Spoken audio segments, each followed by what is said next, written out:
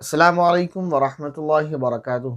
ख़वातीन के मसाइल, इस सिलसिले को आगे बढ़ाते हुए हम आज आपके सामने पेश करने वाले हैं दो अहम मसाइल, जिसमें से एक मसला ये है कि अगर दवा किसी ने किसी दूसरी बीमारी की वजह से, किसी भी बीमारी की वजह से दवा खा ली और उस दवा के खा लेने के बाद अगर उसको ब्लड शुरू हो गया तो वो हैज़ शुमार होगा या नहीं, उसकी नमाज माफ़ होंगी या नहीं, वो कुरान पढ़ सकती है या नहीं वगैरह। मसलन अगर किसी को सर दर्द था, पेट में दर्द था या किसी भी बदन में कहीं तकलीफ़ थी जिसकी वजह से उन्होंने दवा खाई और दवा उनको रिएक्शन कर गई या कोई और उसमें वजह रही जिसकी वजह से उनको ब्लड जारी हो गया, तो अब इसमें हुक्म क्या लगेगा? क्या वो ब्लड उनकी नमाज को माफ़ करने वाला और कुरान की तिलावत को हराम करार देने का सबब बनेगा या नहीं? तो उसका जवाब ये है, तफसील थोड़ी-सी है, वो आप समझ लें कि अगर हैज़ जो हैज़ के दिन है उसके अलावा में ब्लड शुरू हुआ है, तो वो दवा खाने की वजह से जो ब्लड शुरू हुआ वो हैज़ शुमार नहीं होगा। मसलन किसी का जो टाइमिंग है, दिन है, वो है 5 तारीख़ से 10 तारीख़ तक, मसलन इन दिनों उसकी टाइमिंग है कि उसको इन दिनों में हैज़ आता है। इत्तेफ़ाक ये हुआ कि 10 के बाद यानी 15 में या 20 में वो बीमार हुई और उन्होंने बीमारी की बाद वजह से 21 में या 22 में कोई दवा लेकर खा ली या 20 तारीख़ में, और उस दवा खाने का नुकसान ये हुआ कि 20 तारीख को या 21 को या 22 को जो है उस दवा की रिएक्शन की वजह से ब्लड ज़ाहिर होने लगा। तो इस सूरत में उनका वो ब्लड जो है हैज़ शुमार नहीं होगा और उनकी नमाज माफ़ नहीं होगी और वो कुरान करीम की तिलावत कर सकती हैं। और आज का दूसरा अहम मसला है हैज़ की टाइमिंग को लेकर कि इसकी मिनिमम मैक्सिमम तो कुछ टाइम है या नहीं, यानी कम से कम इसकी मुद्दत क्या है, ज़्यादा से ज़्यादा इसकी मुद्दत क्या है। तो उसमें चंद सवालात हैं, उनको शुरू करते हैं। पहला सवाल है कि हैज़ की कम से कम मुद्दत कितनी है, यानी कम से कम कुछ है या नहीं। जैसे निफास के बारे में हमने बताया था कि निफास की कम से कम कोई मुद्दत नहीं है, वो 1 घंटे बाद भी जो है ख़त्म हो सकता है और औरत पाक हो सकती है। उसको चाहिए कि वह गुस्ल करे और नमाज़ पढ़े।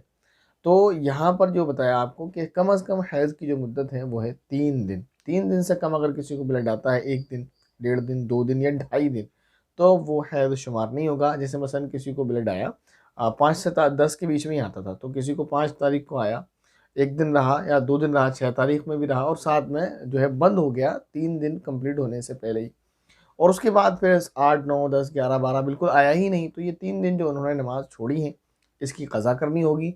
और अगर रमज़ान थे तो रोज़े तो बहरहाल रखने हैं ही, वो मसला नहीं है। अगर नमाज़ें छोड़ी हैं तो उसको उनको क़ज़ा करना होगा, वो नमाज़ें उनकी माफ़ नहीं होंगी और वो हैज़ नहीं कहलाएगा। तो कम से कम उसकी जो है मुद्दत है, टाइमिंग है, वो 3 दिन है। कम से कम 3 दिन होना चाहिए। अगर 3 दिन हो गया, 5, 6, 7, 7 के बाद अगर बंद हो गया तो गुस्ल करें, गुस्ल करके नमाज़ पढ़ लें, कोई मसला नहीं है। कम से कम टाइमिंग क्या है? 3 दिन है। इसके बाद सवाल ये है कि 3 दिन से कम जो ब्लड आया उसको हम क्या कहेंगे? तो जैसे मैंने शुरू में बताया था, वो फ़ुक़हा ने बताया है कि वो ब्लड जो औरतों के साथ ख़ास होता है उसकी 3 किस्में, एक हैज़, निफ़ास और एक इस्तिहाज़ा। तो निफ़ास की बात वहाँ हो चुकी, अब बात चल रही हैज़ की। तो एक आया था इस्तिहाज़ा, ये इस्तिहाज़ा है, जो 3 दिन से कम होगा वो ब्लड इस्तिहाज़ा होगा और उसका हुक्म ये है कि उसमें नमाज़ माफ़ नहीं होती और कुरान करीम की तिलावत करना जायज़ होता है। अब दूसरा सवाल इसमें ये है कि हैज़ की मिनिमम मुद्दत तो बता दी, मिनिमम टाइमिंग, मैक्सिमम मुद्दत क्या है, उसकी एक्स्ट्रा टाइमिंग क्या है, कब तक हो सकता है? तो उसकी ज़्यादा से ज़्यादा टाइमिंग जो है वो 10 दिन है। 10 दिन से ज़्यादा जो होगा वो हैज़ नहीं होगा। मसलन किसी को 5 तारीख से 10 दिन तक ब्लड आता था, लेकिन 5, 6, 7, 8, 9, 10, 11, 12, 13, 14, 15, यहाँ तो 10 दिन हो गए, 10 के 15 के बाद 16, 17, 18 कंटिन्यू चल रहा है। तो 5 से 15 तक ये तो 10 दिन है। इसके बाद 16, 17, 18 जो आगे जो डेट चल रही है ये हैज़ नहीं है। 15 से ऊपर जो है वो क्या है? हैज़ नहीं है। उसमें नमाज़ें माफ़ नहीं है, नमाज़ें पढ़ना होंगी। अगर ब्लड जारी है तब भी, वो मसला अलग है, फिर माज़ूर का हुक्म क्या है वो आगे बात आ जाएगी। लेकिन ये है कि उनको नमाज़ पढ़नी होगी, नमाज़ें माफ़ नहीं होंगी उनको और उसमें कुरान करीम भी पढ़ सकती है। लेकिन 5 से 10 दिन, ये जो दिन है 5 से लेकर 10 दिन, तो इसमें कितना हैज़ है कितना नहीं है वो बाद में कभी जो है उस आगे या तो उस तरह के मसाइल आ जाएँगे या नहीं आएँगे, तो कोई अगर सवाल किसी का जब इस तरह का होगा तो वहाँ जवाब दे दिया जाएगा। ज़्यादा लंबी बात नहीं करना है, फिर उससे ज़हन उलझन में आता है। तो बता दिया कम से कम मुद्दत 3 दिन है, 3 दिन से जो कम होगा तो इस्तिहाज़ा, कम से कम 3 दिन होना चाहिए। और द का ज़्यादा से ज़्यादा 10 दिन है, 10 से ऊपर जो होगा वो क्या कहलाएगा? इस्तिहाज़ा। 10 दिन के अंदर-अंदर हैज़ होता है, 10 से ऊपर इस्तिहाज़ा। अब उसमें अगर 10 से कम है तो उसमें सारा हैज़ होता है या कभी ऐसा होता है कि कुछ हैज़ होता है, कुछ इस्तिहाज़ा होता है उन 10 में भी, वो बात आगे बाद में आ जाएगी।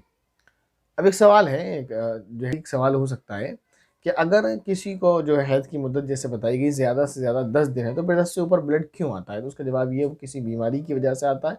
वो आप डॉक्टर से कंसल्ट करें, उनसे मशवरा लें, उनको इलाज कराएँ अपना, तो वो सिर्फ़ और सिर्फ़ बीमारी है, उसमें नमाज़ माफ़ नहीं होती, उसमें हैज़ के अहकाम जारी नहीं होते। उम्मीद है जो बातें आपसे कही गई वो आपके समझ आई होंगी। अगर आपके जो है ज़हन में कोई सवाल है तो आप कमेंट ज़रूर कीजिएगा। इंशाअल्लाह उसका जवाब आपको देने की मुकम्मल कोशिश की जाएगी। अस्सलामु अलैकुम व रहमतुल्लाहि व बरकातुहू।